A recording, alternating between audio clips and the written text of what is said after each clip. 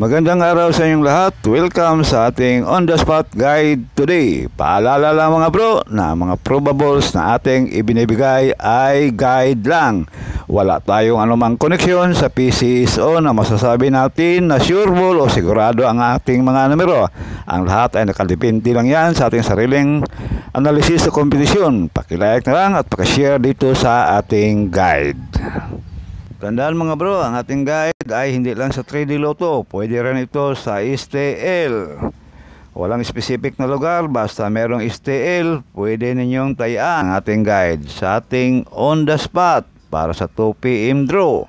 519 260 249 target or rumble. Base natin dito ay 260. Pili o pick up lang sa mga numerong korsonada ninyo.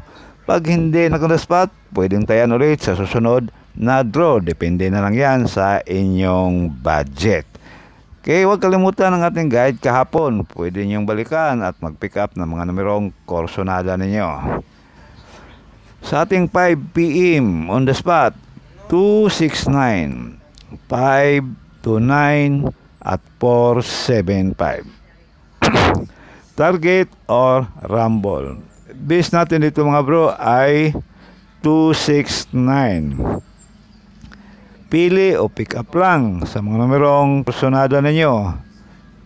Pag hindi nag-spot, pwedeng tayan ulit sa susunod na draw. Depende na lang yan sa inyong budget.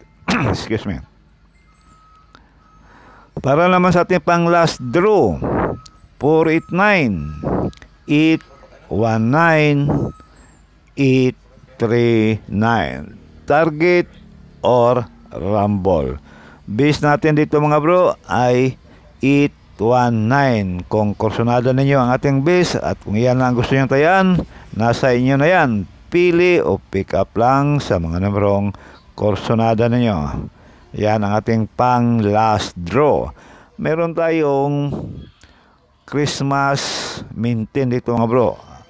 1 kumbi lang, Christmas mintin bago mag-Christmas. Depende na lang sa inyo kung kaya sa budget. 981 target or rumble. Kung meron kayong budget, pwedeng all draw ninyo tayaan ang ating Christmas mintin.